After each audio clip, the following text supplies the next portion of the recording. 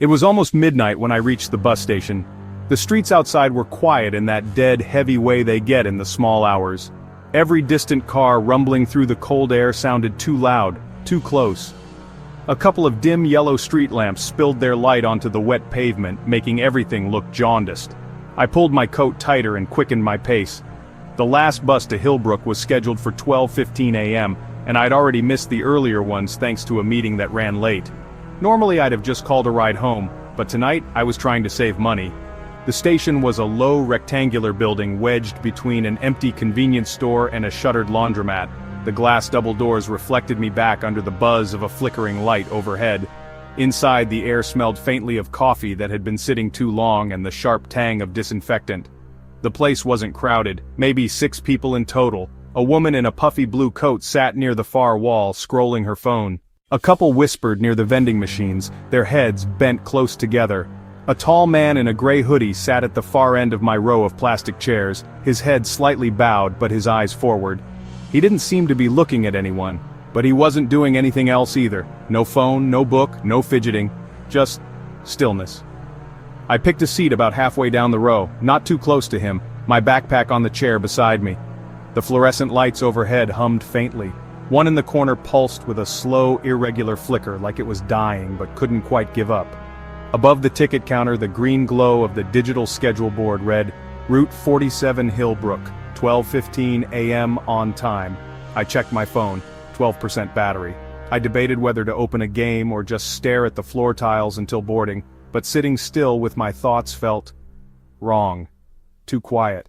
A few minutes later, the couple near the vending machines left, muttering about grabbing something from outside. The woman in the blue coat got up and walked toward the restrooms. That left me and the hoodie man. Something in my chest tightened when I realized he had shifted slightly in his seat, just enough that his body was angled toward me now.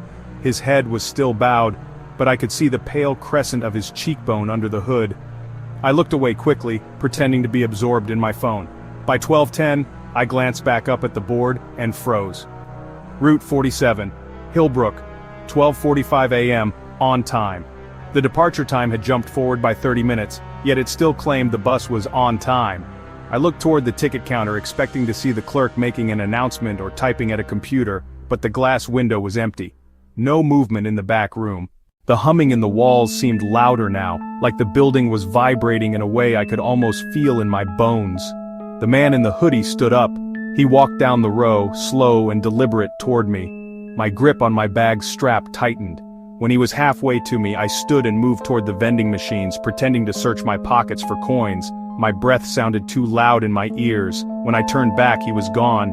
Except, my seat wasn't empty. He was sitting there now, my backpack beside him. I approached slowly. "That's my bag." He didn't answer, didn't even look at me. Just stared forward again like a mannequin posed in human clothes. I reached past him, yanked the bag to me, and moved to another row entirely. The board changed again.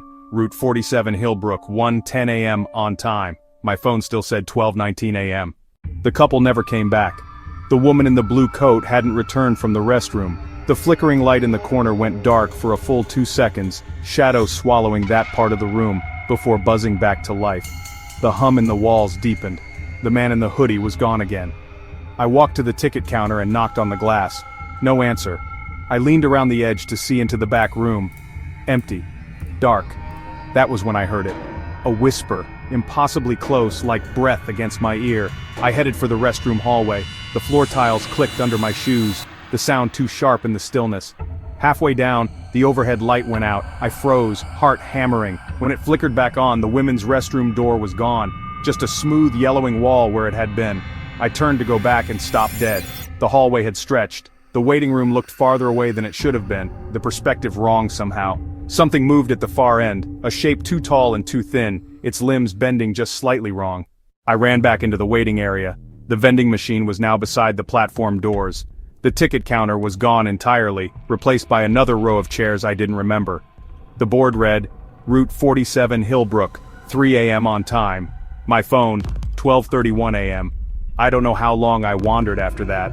Hallways appeared where walls had been.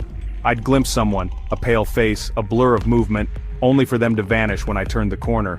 Once I ended up in front of the platform doors again. My reflection wasn't mine. It wore my clothes and bag, but its mouth hung slightly open, eyes glassy and unfocused.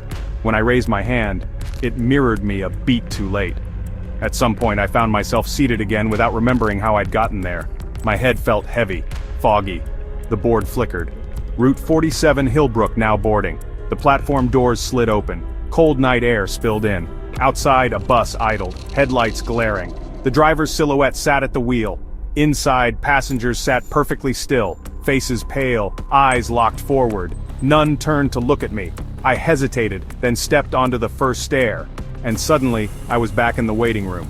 The board glowed. Route 47. Hillbrook now boarding. The platform doors slid open. I don't know how many times it's happened now. Sometimes the passengers look a little different. Familiar faces from the waiting room, the couple, the woman in the blue coat, the man in the hoodie. Sometimes the clock reads 12:15, sometimes 3 o'clock, sometimes 11:42. My phone's battery never changes. Every loop I try to leave by the street doors, but they're locked.